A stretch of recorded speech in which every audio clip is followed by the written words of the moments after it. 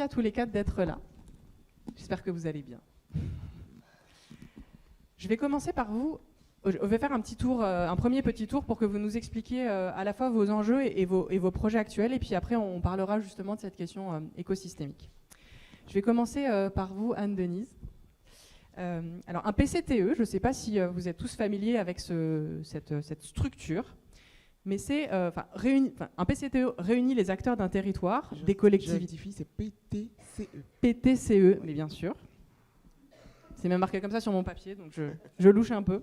Merci Anne-Denise. Donc entreprises, collectivités territoriales, acteurs publics, mais aussi citoyens, pour développer des projets économiques innovants afin de recréer des emplois, des filières et de revitaliser un territoire. Et vous vous définissez comme une initiative citoyenne inclusive.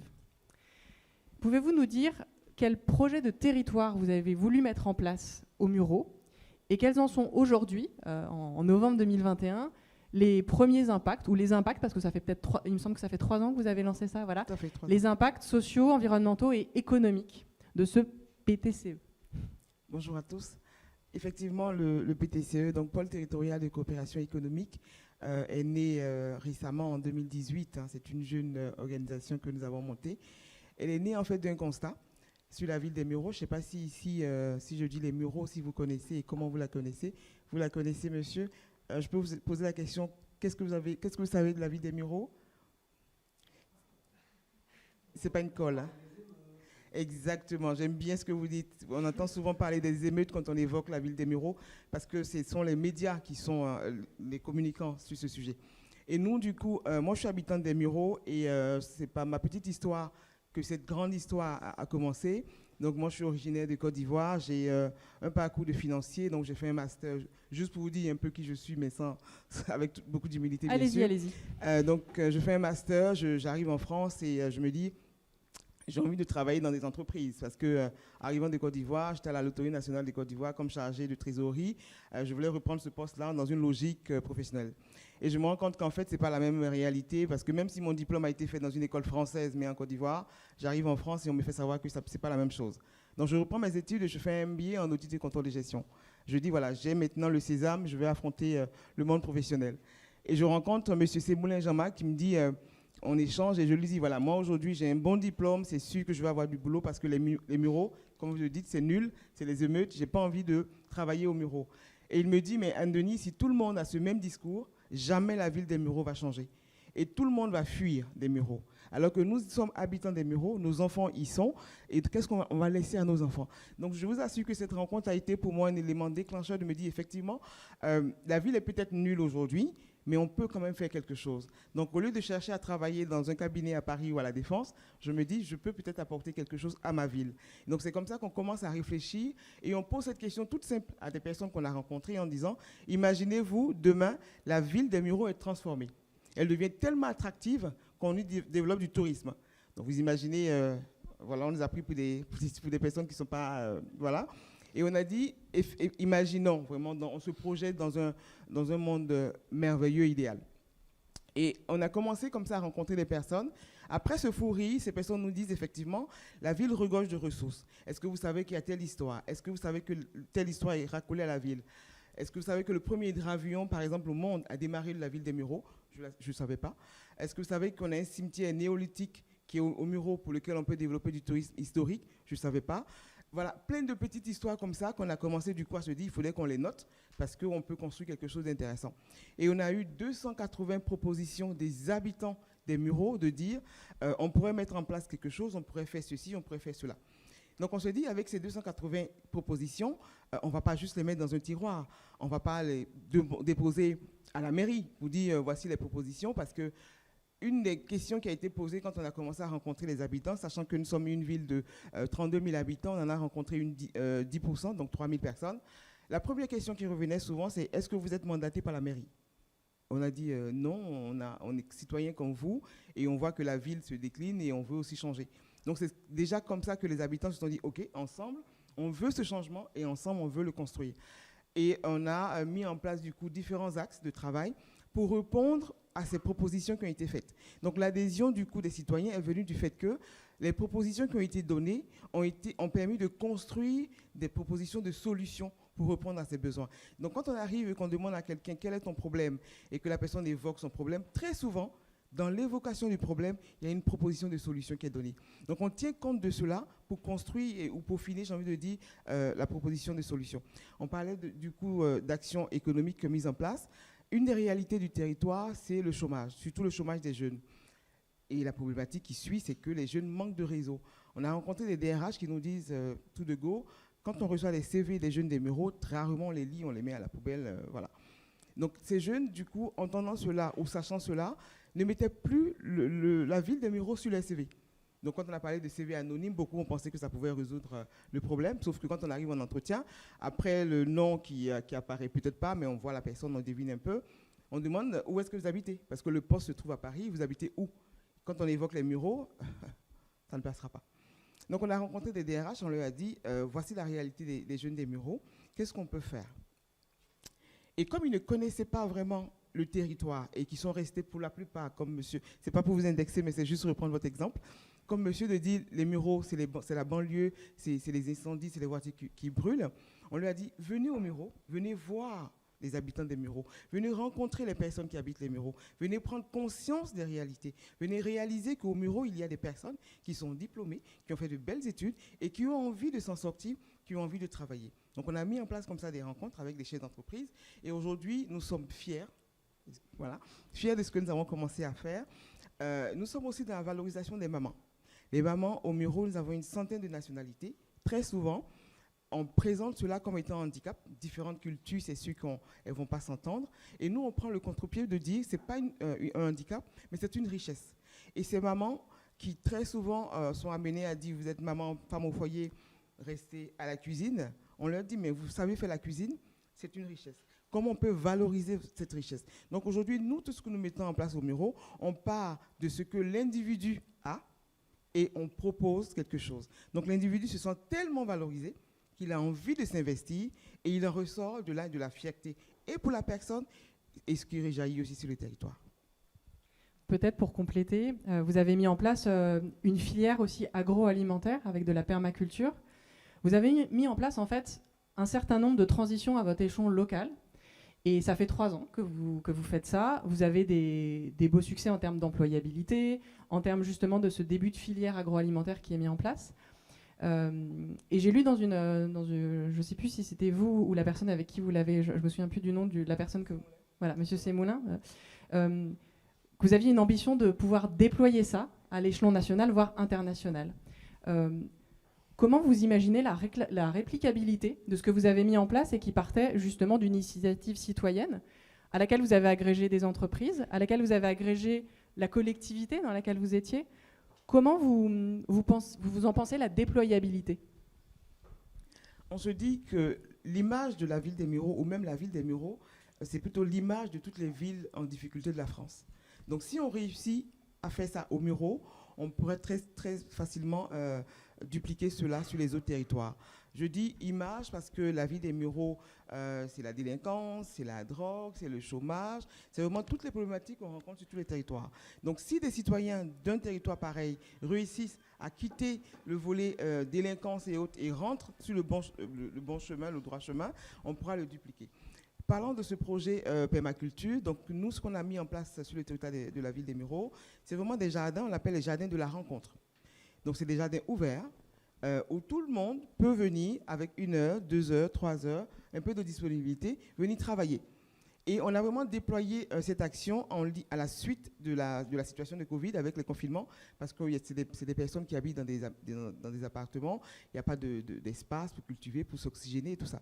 Donc on s'est dit que ce serait intéressant d'avoir un espace. Sauf que très souvent, ce que les collectivités proposent, c'est des jardins partagés, donc qui sont des jardins individuels, et donc tout le monde ne peut pas venir travailler. Donc nous, on a fait plutôt une proposition autre de dire, c'est un espace. Le territoire des Mureaux est considéré comme notre bien commun, donc on va le valoriser ensemble. Donc c'est vraiment l'ouverture et qui permet la rencontre. Et c'est ainsi que tout le monde se trouve bien sûr motivé de dire c'est aussi ma parcelle, je peux aussi venir travailler. Et la récolte, du coup, elle est ouverte. Donc, on propose aux parents, parce que c'est à deux pas des écoles, donc les enfants qui arrivent, on leur explique un peu ce que c'est qu'une tomate, ce que c'est que, voilà, parce qu'il y a des légumes que les enfants ne connaissent pas, et on leur demande du coup de goûter le fruit qui vient de l'arbre. Merci Anne-Denise. Donc Merci. là, on a une belle initiative qui part du citoyen et auquel viennent s'agréger les entreprises et les collectivités. Juste pour compléter, oui. Quand on a commencé, on a un peu effrayé la mairie des Mureaux parce qu'on a commencé en 2018 et il y avait les échéances en 2020. Et la question, ça a été, c'est quoi votre projet derrière tout ce que vous faites? Vous voulez prendre la mairie? On leur a dit non, ça ne nous intéresse pas parce que les citoyens restent, les élus partent. Donc, n'ayez pas peur de nous. Merci. Gardons les ressources qui sont ancrées sur le Exactement. territoire. Isabelle, vous aussi, vous avez lancé un projet ambitieux dans ce qu'on appelle les quartiers prioritaires de la ville. Un projet qui s'appelle La Passerelle et qui est un nouveau modèle économique qui part d'une ambition commune d'une collectivité et d'un groupe, Sodexo. Un modèle qui vise un impact renforcé en termes d'employabilité, de santé par l'alimentation et de cohésion sociale. Est-ce que vous pouvez nous dire quel était le point de départ terrain, parce que c'est un peu ce qui est commun à tout ce qu'on va voir ici, le point de départ terrain et de la collectivité et de ce que voulait faire Sodexo, et où vous en êtes aujourd'hui et quel est ce modèle, La Passerelle? Merci pour l'invitation. Je suis ravie d'être parmi vous. Donc La Passerelle, oui, effectivement, c'est un nouveau modèle économique qui vient en fait d'une volonté de l'entreprise Sodexo. En deux mots, c'est une entreprise qui a été créée il y a 55 ans maintenant par un entrepreneur visionnaire qui s'appelle Pierre Bellon et qui, à l'époque déjà, avait défini notre double mission, qui était contribuer à la qualité de vie des collaborateurs et des consommateurs, mais aussi contribuer au développement économique, social et environnemental des territoires dans lesquels on opère. Donc c'était vraiment, voilà, notre ADN vient de là, de ce côté totalement visionnaire de notre fondateur, qui est parti de rien et qui aujourd'hui a monté une entreprise qui est reprise par sa fille Sophie Bellon, qui est présidente du conseil d'administration. Et ce modèle-là, il est issu de la volonté de Sophie Bellon d'aller plus loin, de s'appuyer sur l'ancrage territorial qui est dans l'ADN de Sodexo. Hein. On est une entreprise qui est très présente sur l'ensemble du territoire. On agit dans les territoires, dans les écoles, dans la justice, dans la santé. Et donc, à partir de cet ADN, quand elle est arrivée il y a 3 ans, elle a voulu qu'on travaille sur un modèle économique à impact. C'est-à-dire qu'elle aurait pu dire, bah, écoutez, faisons de la philanthropie pour assumer notre responsabilité qu'on veut incarner sur le territoire, notre responsabilité sociétale. Non, l'enjeu, il n'est pas là. Il est de travailler sur un modèle économique pérenne, donc un modèle économique soutenable, mais au cœur duquel on met l'impact qu'on veut avoir, et vous le rappeliez, développer l'employabilité, améliorer la santé par l'alimentation et contribuer finalement à l'attractivité des territoires. Donc tout ça se traduit par un lieu physique, un investissement que Sodexo réalise particulièrement dans les quartiers prioritaires de la ville. Et le premier pilote verra le jour à Clichy-sous-Bois. Et ça, c'est issu d'une belle rencontre avec Olivier Klein, qui est maire de Clichy-sous-Bois, mais aussi président de l'ANRU. L'ANRU qui nous accompagne dans notre démarche et dans la duplication de ce modèle-là. Donc c'est un lieu dans lequel on va intégrer une activité économique qui est très proche de notre métier. Hein. Ça s'appelle une légumerie. C'est un outil de transformation d'une production agricole locale. Donc on travaille avec les agriculteurs locaux, donc plutôt proche Seine-et-Marne, hein, puisqu'il y a peu d'agriculteurs à Clichy-sous-Bois. Mais voilà, on promeut les agriculteurs d'Île-de-France, on transforme leur production et on commercialise cette production. Mais au-delà de cette activité économique, qui est, je dirais, une des premières activités économiques à être implantée à Clichy-sous-Bois, il y a peu d'acteurs économiques à Clichy-sous-Bois, on a intégré d'autres espaces, et ceux-là, on les a conçus et réalisés en partenariat très étroit avec les acteurs locaux, mais toujours au service des impacts qu'on recherche. Donc, pour travailler sur l'employabilité, on a créé une crèche, parce que l'un des premiers freins périphériques à l'emploi à Clichy-sous-Bois, c'est la garde des enfants. Donc, pour permettre notamment aux familles monoparentales de s'inscrire dans la formation ou dans l'emploi, il fallait un mode de garde. Donc, on a installé une crèche. Et puis aussi une salle de formation, parce que le maire et les élus nous ont expliqué que sur ce territoire, il manquait de salles de formation. Donc voilà, la passerelle à Clichy-sous-Bois, donc premier exemple de ce modèle, est un bâtiment qui prévoit tous ces espaces-là qui ont été pensés avec les acteurs du territoire. Alors juste, l'enjeu vraiment est double pour nous là. Donc on s'inscrit dans la durée sur ce territoire. On a un partenaire financier qui est un fonds d'investissement à impact, qui est constitué de l'ANRU et d'Amundi. Et nous, on s'est inscrit pour 20 ans dans ce territoire. Donc c'est pas un projet à 1 ou 2 ans, c'est vraiment un projet au long cours avec 2 enjeux. Un enjeu économique, il faut absolument que pour assurer la pérennité de ce modèle et même le déploiement, on soit capable d'équilibrer le modèle, mais aussi et tout autant qu'on soit capable d'avoir des impacts qu'on va mesurer, et notamment sur l'employabilité. Et là, on travaille à des partenariats très étroits avec les acteurs locaux multiples de la formation, de l'insertion, pour proposer des parcours de formation et même des emplois, beaucoup d'emplois chez Sodexo notamment. Merci Isabelle, vous avez répondu partiellement à la question que je voulais vous poser, mais c'est très bien. Justement, j'ai trouvé intéressant que vous disiez on ne voulait pas faire une action philanthropique à retrouver en page 25 de notre rapport d'activité et qui n'aurait rien à voir avec notre modèle économique. Et en même temps, ce que vous proposez, ce n'est pas exactement ce que vous faites dans tout le reste du groupe. Comment ce modèle économique-là, qui est pérenne, enfin qui se veut pérenne, qui se veut ferment d'une nouvelle activité et d'un nouveau positionnement, en tout cas sur l'impact de Sodexo, irrigue peut-être, est-ce qu'il est destiné à irriguer d'autres activités chez Sodexo, ou est-ce que c'est destiné à rester on va dire une activité à impact en marge des autres activités de Sodexo?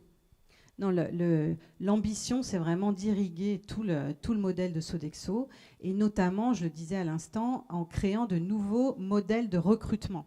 Nos métiers sont des métiers à tension, on a beaucoup de mal à recruter. On arrive dans un territoire, et c'est un choix encore une fois, dans des quartiers prioritaires de la ville, et on voit un taux de chômage important.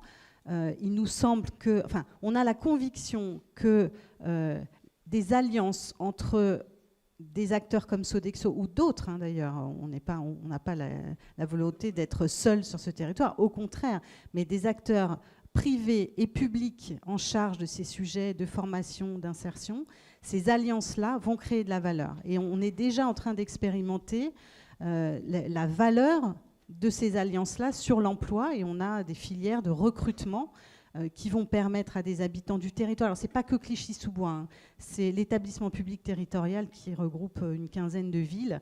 Donc voilà, nos actions sont menées à ce niveau-là. Mais voilà, notre conviction, c'est vraiment celle-là. C'est que si on veut changer les choses, et on voit que les citoyens attendent beaucoup des entreprises, les entreprises seules ne pourront rien. Et notre conviction, c'est qu'en étant ancrés dans le territoire et en menant des actions communes avec ces acteurs publics, on arrivera à quelque chose. Alors, je ne sais pas si j'ai répondu à votre question. Si, totalement. Merci Isabelle. Je reviendrai sur... ma question plus tard sera sur justement ces écosystèmes et ces manières de travailler avec ces parties prenantes. Je vais passer à Nicolas, sauf si vous avez une dernière chose à ajouter. Oui, sur la duplication quand même, parce que on a vraiment confiance dans ce modèle et notre capacité de le mener à bien. Et donc, on a déjà un plan de déploiement. On a déjà identifié un certain nombre de villes avec une ambition d'implanter des passerelles dans une dizaine de villes en France d'abord, d'ici 2025. Donc voilà, on a un plan de déploiement très ambitieux parce que, concrètement, on est dans des alliances à la fois locales pour mener des actions, mais surtout, on a le soutien de l'ANRU, on a le soutien de fonds d'investissement, et c'est ça qui nous rassure quant à notre capacité à changer le modèle. Et à n'y aller pas seul. La passerelle, le projet pilote de Clichy-sous-Bois ouvre quand ? Mi-février. Très bien. Je pense que nous serons tous très attentifs à cette ouverture. Je disais à madame, j'espère que les Mureaux font partie des prochains pilotes. Il faut qu'on échange, bien sûr. Tout à fait. C'est l'occasion d'en parler après. Nicolas Évrard, vous êtes maire de Servoz, qui est une ville en montagne près de Chamonix, c'est ça? Absolument. Et vous êtes aussi conseiller montagne et tourisme auprès du ministère de la Cohésion des Territoires et des Relations avec les collectivités territoriales. Donc vous avez une double casquette, mais vous êtes vous êtes à la fois au cœur de programmes destinés à réfléchir à la transition des territoires de montagne, et en même temps, vous êtes vous-même, vous incarnez ce territoire de montagne. Est-ce que je peux vous demander, donc vous êtes en fait au cœur d'enjeux qui sont à la fois environnementaux, on parle beaucoup de l'impact environnemental du ski, des activités du ski, etc. Et en même temps d'enjeux économiques qui sont profonds parce que ce sont des territoires, pour certains en déprise démographique économique, pour d'autres, d'autres sont très majeurs et pilotes dans ces territoires, donc une grande hétérogénéité dans ces territoires de montagne. Qu'est-ce qu'il faudrait faire? Qu'est-ce qu'il faut faire de nouveau? Qu'est-ce que vous portez de nouveau pour la transition de ces territoires qui sont porteurs de vulnérabilités spécifiques, mais en même temps d'atouts aussi très spécifiques et j'imagine d'acteurs locaux qui ont envie de s'engager dans ces transitions? Je pense que pour s'interroger sur ces questions-là, il faut peut-être faire un petit pas en arrière pour comprendre un peu ce qu'est la spécificité du modèle, entre guillemets, montagnard et ce que sont ces territoires. C'est-à-dire qu'effectivement, législativement, juridiquement, ils sont dans les politiques d'aménagement du territoire ou de cohésion territoriale reconnus pour leur spécificité. La réalité, c'est qu'effectivement, ils sont d'abord marqués par la pente, l'altitude, le climat, avec des degrés différents qui expliquent aussi justement cette hétérogénéité que vous évoquiez. Ça a donné cette fragilité environnementale avec évidemment un impact du changement climatique très, très, très fort, quoi. On est à on est à x2, x3 en termes de réchauffement.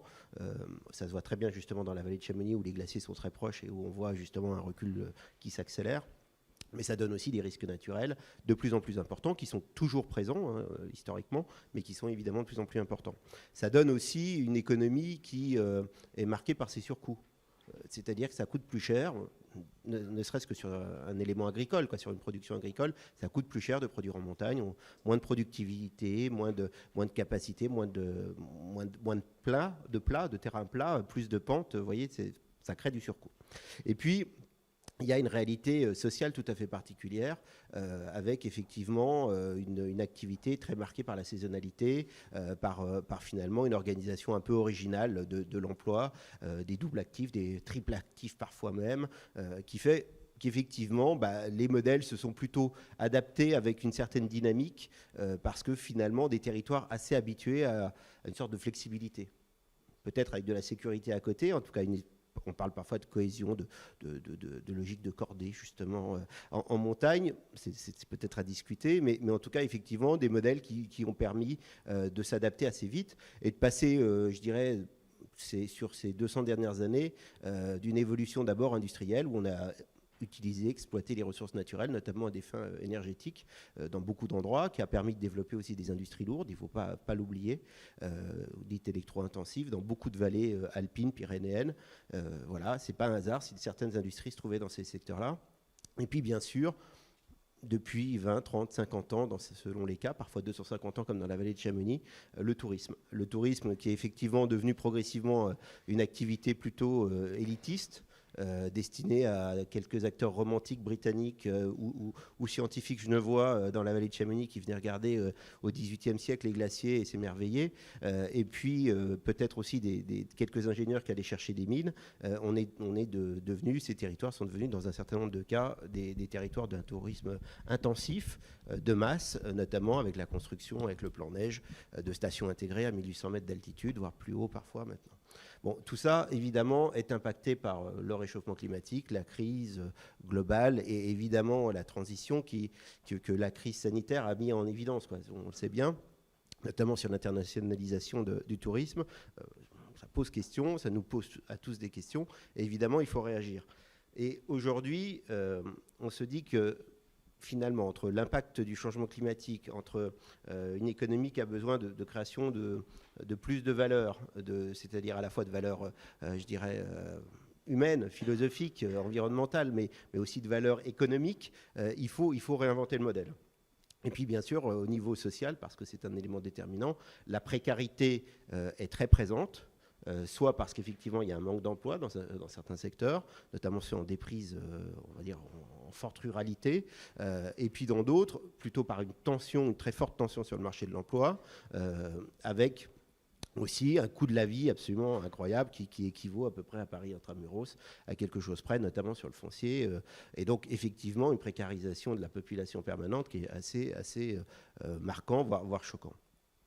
Donc tout ça fait que les territoires, et ça je veux parler plutôt du mien, parce que je ne veux pas généraliser les différents exemples, il y en a de nombreux, mais effectivement je vais parler peut-être avec plus de facilité du mien, c'est-à-dire qu'effectivement dans cette vallée de Chamonix, ça fait 10-15 ans qu'on essaye de travailler à la fois sur un plan climat, air, énergie, qui a été un peu la consolidation justement de notre stratégie intercommunale.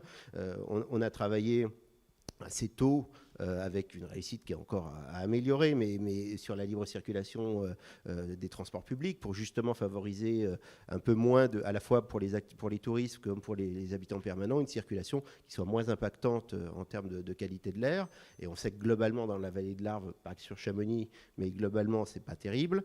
Et puis, évidemment, on essaye aussi d'être toujours dans cette logique un peu historique, de dire, finalement, ce territoire, il peut être un territoire énergie positive. Donc, on essaye de pousser justement la production d'énergie renouvelable, soit de façon collective, on va dire publique ou semi-publique, soit effectivement à travers des initiatives individuelles, notamment avec des centrales villageoises, des choses comme ça.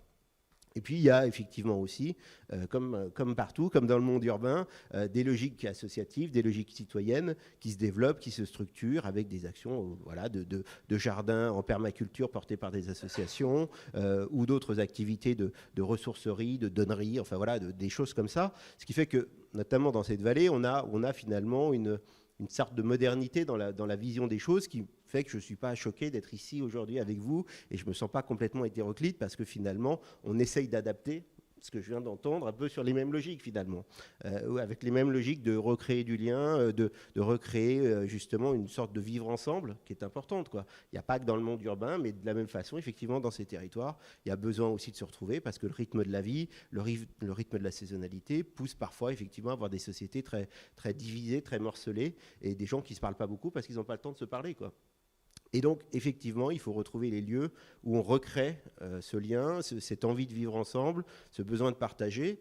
Et on a développé dans quelques lieux, notamment sur mon village, un lieu que certains appellent un tiers-lieu. Est-ce que c'est réellement un tiers-lieu? Je ne sais pas. En tout cas, la Banque des Territoires, dans un article très récent, vient de la qualifier comme ça, qui est un lieu dans un bâtiment historique du XVIe siècle à peu près, sur lequel la collectivité a fait valoir son droit de préemption.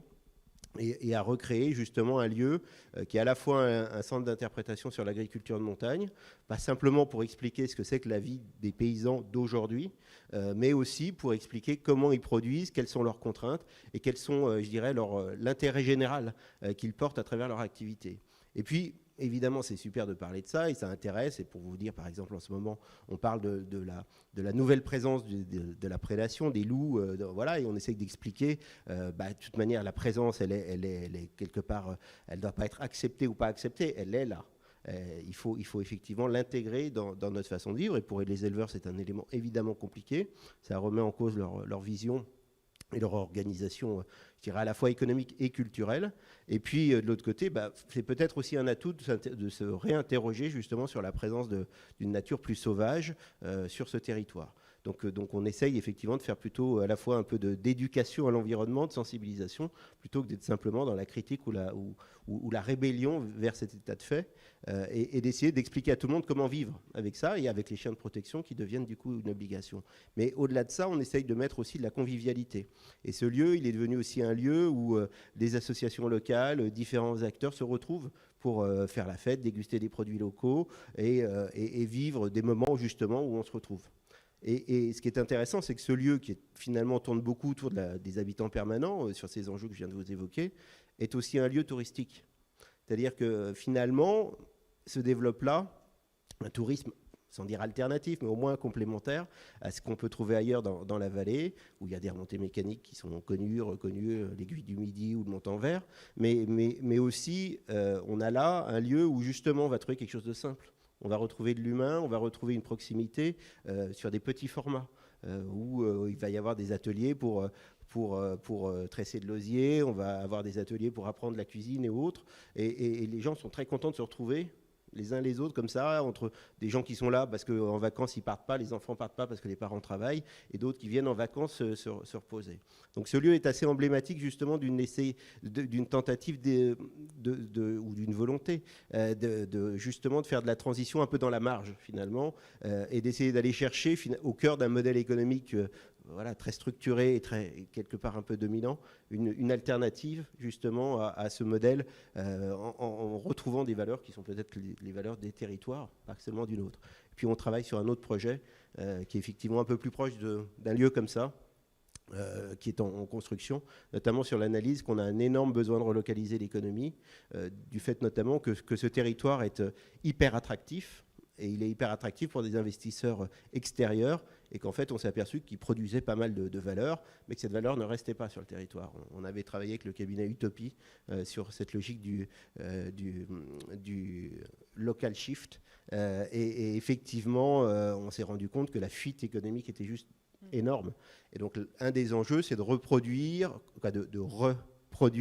de réinventer effectivement un modèle économique local, notamment sur tout ce qui est équipement de montagne, activité de montagne, lié, on va dire, au monde de l'outdoor, et de se dire que finalement, on a là, justement, et c'est ce qui m'intéresse pour être ici aujourd'hui avec vous, un peu une logique de living lab, de pratiquants, de professionnels de la montagne, avec des guides, des moniteurs de ski et autres, mais quelque part, on a aussi des grands champions de ski, d'alpinisme ou autres, et comment finalement tout cet écosystème peut participer à réinventer cette économie, dont on sait qu'elle est importante parce que l'économie de l'outdoor, elle a irrigué l'urbain, dans le sens où dans les modes, aujourd'hui évidemment, c'est un élément important qui vient, je dirais, créer des marchés un peu pas alternatifs, mais enfin à partir d'un milieu plutôt montagnard, outdoor, naturel, on a évidemment produit des choses qui sont consommées aussi en ville. Et de se dire finalement, on a un atout sur ce marché, que d'exister parce qu'on est dans l'authenticité de cette création. Et que ça peut être justement un atout pour un village comme le mien, que d'essayer, dans la vallée de Chamonix, que de se repenser, non pas simplement comme une commune dortoir, mais aussi de repenser un modèle économique. Voilà. De repartir de vos ressources et de vos actifs pour des modèles qui sont expérimentaux. Moi, ce que je retrouve en fil rouge, en fait, dans vos trois, en tout cas, retours d'expérience, c'est expérimenter, être pilote sur quelque chose et puis regarder comment ça prend, notamment avec tous les acteurs de ce territoire. Merci Nicolas. Assina, je me retourne vers vous. Assina Pi, vous êtes depuis peu directrice du développement durable du groupe Société Générale. Et votre groupe se mobilise pour les grands enjeux de société, notamment la transition énergétique. Et vous vous impliquez dans des grands projets plutôt urbains, mixtes, peut-être aussi sur des projets de territoire, vous allez nous le dire. Et avec des initiatives comme le programme La Ville est plus, où vous accompagnez des programmes d'aménagement avec une dimension forte de durabilité et d'inclusivité. Est-ce que vous pourriez nous donner quelques exemples justement de projets de territoire que vous financez, des projets qui mettent l'impact au cœur du modèle qui est mis en place, qui n'est peut-être pas forcément la grande majorité des projets que vous financez par ailleurs? Tout à fait, bonjour, merci de m'accueillir. C'est difficile de répondre à votre question, j'ai sollicité mes collègues et j'ai eu tellement de réponses que je suis venue avec mes anti-sèches et je vais faire un tri. Je voulais vous parler de plusieurs types d'interventions qu'une banque peut faire dans le domaine. Tout d'abord, j'ai choisi les grands projets d'infrastructure. Pourquoi ? Parce qu'il faut commencer par avoir l'épine dorsale. On a des grands chantiers, par exemple, sur le digital, sur la fibre. Donc là, je vois qu'on en a financé une vingtaine ces 5 dernières années. Et donc, on parle de 15 millions de prises fibre. C'est une des premières choses parce que le digital permet beaucoup, surtout dans le monde de l'impact. On a aussi beaucoup dans la transition énergétique de comment faire autrement, comment valoriser les déchets, par exemple, comment produire différemment. Donc ça, c'est un certain nombre de projets que j'ai vus qui m'ont intéressé, par exemple à Nice, où il y a eu des interventions assez spectaculaires pour fournir en eau, en électricité, pour enlever les déchets sur tout un quartier de la ville. Mais après, ça, ce sont des choses assez classiques, mais importantes. Il faut des gros montants de financement à travers le territoire pour assurer un certain nombre de choses au niveau des déchets, au niveau de l'énergie renouvelable, etc. On a maintenant de plus en plus, dans le cadre de la mobilité durable, des gros investissements. Et hier est sortie la nouvelle d'une opération intéressante avec Carrefour et Allego, qui est une filiale de Meridiam. Et l'idée, c'est d'installer des bornes de recharge électrique dans un grand nombre de Carrefour, donc de supermarchés, Il y en a 200, je crois, qui vont être cités. Et là, on parle de différents types de puissance, y compris des superchargers à la Tesla. Donc là, on est en train d'accélérer, de faire en sorte que, à travers le territoire, il y a un certain nombre d'infrastructures. Alors, le rôle d'une banque là-dedans, ça peut être simplement de financer. En l'occurrence, ce n'est pas tout à fait ça. On est, nous, aujourd'hui, pris dans un écosystème, tout comme vous l'avez dit, mais à un autre niveau. Il faut conseiller, il faut jouer avec les différents acteurs. Avant, on finançait un producteur de véhicules thermiques. Il venait nous voir de temps en temps, parce que de temps en temps et très rarement, il avait des investissements en France. Bon. Aujourd'hui, le même part vers le véhicule électrique. Il se trouve dans un écosystème qu'il ne connaît pas. Le sujet, c'est plus tellement ce qu'il faisait avant, c'est les batteries, gros sujet. Et les batteries, le sujet derrière, c'est où vais-je trouver le métal sur 15 ans, 20 ans à un prix acceptable pour que je maîtrise mon cycle de production. Alors là, déjà, c'est compliqué. Il y a tout ce qui est recyclage. Et il y a aussi, surtout, qui va mettre des bornes électriques. S'il n'y a pas de bornes électriques, ce n'est pas la peine que moi, je lance un programme de développement de véhicules électriques, puisque personne ne va me les acheter. Bon. Donc tout ça, c'est très compliqué. Avec qui je travaille. Et avec qui je travaille. Et avant, c'était... les choses se faisaient, il y avait une planification, puis on attendait, il y avait des progrès, puis la chaîne se mettait en place. Aujourd'hui, on n'a pas le temps. On est persuadé qu'il faut aller très très vite, on l'a entendu à la COP, on l'a entendu. Bon, on peut encore faire quelque chose pour ralentir les dégâts, mais il faut aller vraiment à l'essentiel dans la décennie qui vient. Et ça veut dire que les acteurs, là je parle des grands acteurs industriels, se mettent ensemble dans un écosystème. Et nous, ce qu'on fait, on connaît tous les acteurs de la chaîne. On a déjà financé les métaux, on a déjà financé... Enfin voilà.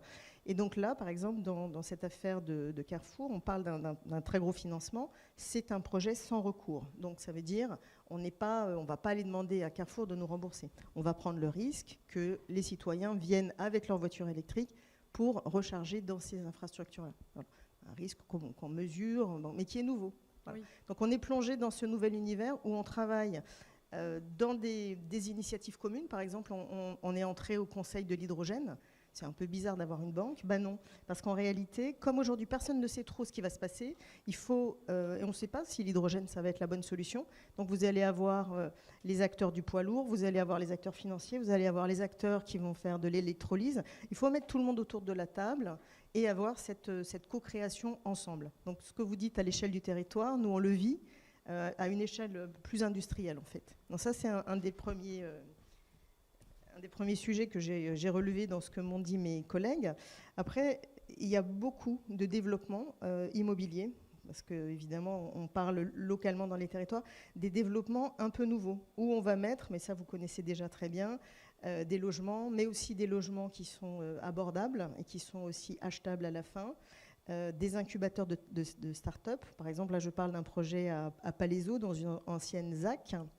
Il y a des laboratoires. En fait, c'est assez intéressant de voir comment tous ces écoquartiers se construisent. Donc, nous, notre rôle, c'est soit de les financer, soit même d'agir en tant que développeur. Voilà. Il y en a un autre qui me plaisait aussi beaucoup, c'est le village des médias à Duny. Donc là, on parle des futurs Jeux Olympiques et comment on va accueillir tout un tas de personnes, de journalistes notamment. Et là, on a des logements, comme je l'ai dit, mais il y a aussi des résidences inclusives. Donc, ce sont des choses nouvelles qu'on commence à financer, à développer. Résidences de services seniors, résidences de jeunes actifs, résidences handicap universel. Donc, on crée ces nouveaux types de quartiers. Et encore, je n'ai pas parlé de tous les espaces verts et de tout ce qu'on essaye de laisser planter pour favoriser la biodiversité. Donc, c'est plus facile, évidemment, quand on s'attaque à des friches que quand on travaille dans la ville. Mais c'est quand même un développement qu'on voit de plus en plus. Et ça, c'est assez intéressant. Évidemment, tous ces immeubles sont de très haute qualité environnementale, ce qui nous permet derrière aussi de les financer avec des financements labellisés, verts. Et comme aujourd'hui, on a un régulateur qui va nous demander maintenant de faire toute la transparence sur la couleur de notre portefeuille, eh bien, on est tous aussi poussés vers ce genre de financement. Et pour finir, vous m'avez parlé, vous vouliez qu'on parle un peu plus de l'impact et de ce qu'on fait avec la Vie Le Plus. Oui, alors, c'est intéressant voilà, cette question de concertation. Sans faire de publicité, en fait, il y a quelques années, on a lancé un Startup Call interne. L'idée étant que le monde change et il faut absolument qu'on s'ouvre, mais on a aussi des collaborateurs qui ont des idées. Donc on a fait cet appel et il y a eu énormément de succès. Donc un certain nombre de startups, je crois qu'il y en avait 70 à l'époque, qui se sont créées internes avec des collègues. collaborateurs. L'une d'elles, c'est des gens qui travaillent dans la promotion immobilière et qui ont dit, mais aujourd'hui, justement pour construire les écoquartiers dont je parle, on pourrait faire quelque chose pour aider en co-création à trouver ce qui convient vraiment et surtout à maximiser les impacts. Donc c'est une démarche holistique, multi-impact. C'est assez amusant parce qu'ils travaillent avec des Lego. Donc je ne sais pas si vous connaissez le principe Serious Game de Lego. Donc on a des Lego, voilà, on dessine la ville. Bon, c'est déjà prédessiné quand on arrive, on commence à jouer avec. Chaque Lego est avec un QR code, donc c'est relié à un ordinateur. On voit, en général avec la mairie, quel est le besoin, qu'est-ce qu'on veut, combien de logements, combien de ceci, de cela, et puis après, qu'est-ce qu'on cherche exactement. Est-ce qu'il faut qu'il y ait beaucoup d'espace vert? Est-ce qu'il faut qu'on soit à moins de 10 minutes à pied des transports en commun? Est-ce qu'il faut des espaces pour les enfants? Bon. Une fois qu'on a posé tout ça, les citoyens viennent et commencent à dire non, mais moi, ça ne me va pas, les tours sont trop hautes ou trop basses, ou il n'y a pas assez d'espace, ou j'en sais rien, donc voilà. Ou il manque ceci, il manque cela. Et donc, on construit tous ensemble. Et là, on voit directement à l'écran, là, si on fait comme ça, on abandonne ça. Ou, voilà, on ne peut pas tout avoir, mais en revanche, on peut essayer de maximiser les impacts qui comptent le plus.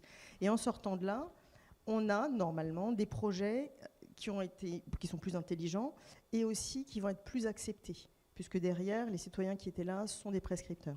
On regarde tous les impacts environnementaux, économiques, on peut regarder les impacts sur la biodiversité.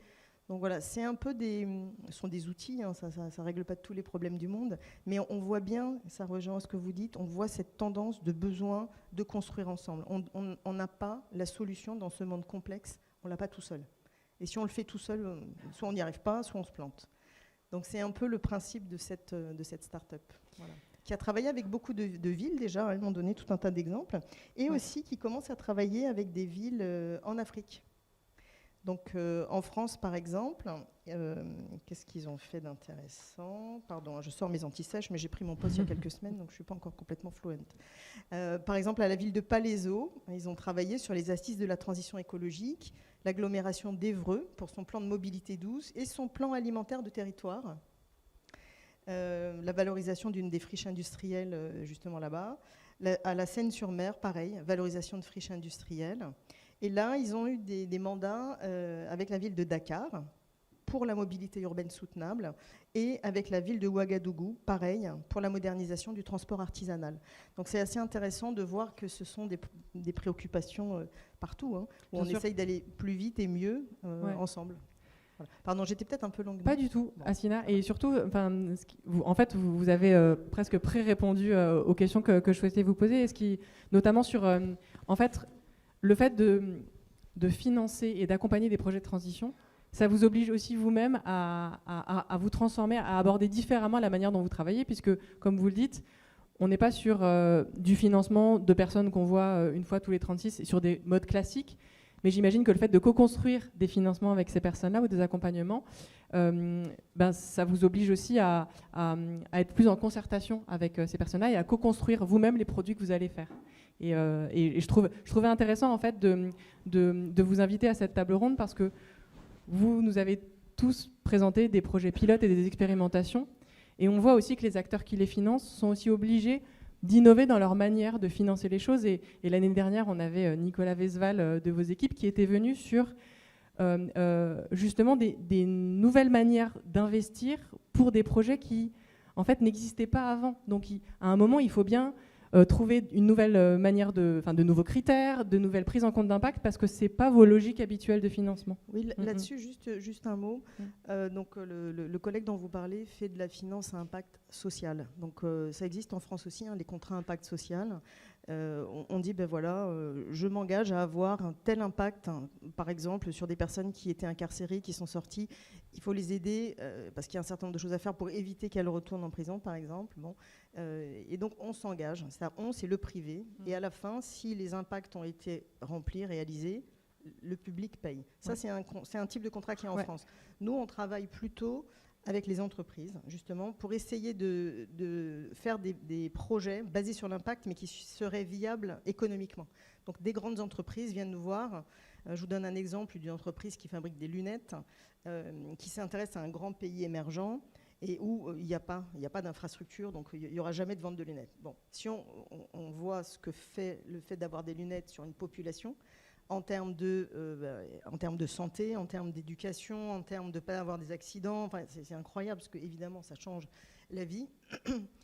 Mais on peut commencer à monter des structures où il y a des ONG qui sont intéressées, et des investisseurs impact qui sont intéressés, et donc on me dit, très bien, dans ce pays-là, on va commencer, mais il va falloir avoir, je ne sais pas moi, 10 000 petites guinguettes, là où il va y avoir des gens, il va falloir les former déjà, pour faire un pré-diagnostic, et etc., etc. Et là, donc, on peut dire, si on peut montrer ces impacts sociaux au bout d'1 an, 2 ans, 3 ans, on dit, on vous monte la structure, on vous trouve un investisseur, mais vous, par exemple, l'État ou la collectivité qui est intéressée, vous payerez à l'impact, en fait. Voilà, ça, c'est ce genre de choses qui se font de plus en plus. Tout à fait, et dans lesquelles vous êtes très actifs. Voilà. Et l'autre sujet intéressant, mais qui est plus de la R&D pour l'instant, mais c'est fondamental pour tout le monde, c'est la finance basée sur l'impact, dans le sens. Si je prends, moi j'ai plus travaillé sur les pays émergents, si je prends dans un pays d'Afrique où on va on met des conteneurs avec des panneaux solaires. Donc d'un seul coup, on crée une mini-grid avec de la puissance électrique. Qui va payer ? A priori, personne n'a envie de payer pour ça. Bon. Si, peut-être les gens, parce que certaines personnes qui veulent mettre leur téléphone portable ou avoir accès à travers la mini-grid à un réfrigérateur. Donc les gens, à un petit niveau, peuvent payer. Mais en réalité, si on veut mettre quelque chose de plus puissant, on peut commencer à avoir des pompes solaires.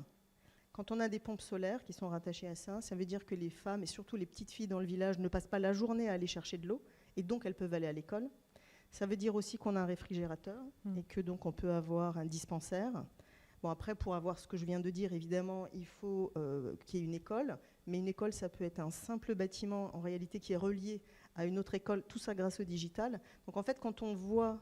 Avant, on regardait un projet et on disait quels sont les cash flows, qui va me rembourser pour cet investissement. Voilà, point. Si on reste dans cette logique, on ne fait pas.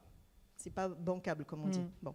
Mais si on commence à regarder tous les impacts que ça peut générer, là, on commence à voir qu'il y a potentiellement des gens qui voudront bien contribuer, en fait. Voilà. Et c'est comme ça qu'on monte, un écosystème valorise, de valeur. Un écosystème, et qu'on valorise l'impact et qu'on on minore, en fait, le coût de l'impact, si on met tous ces impacts ensemble.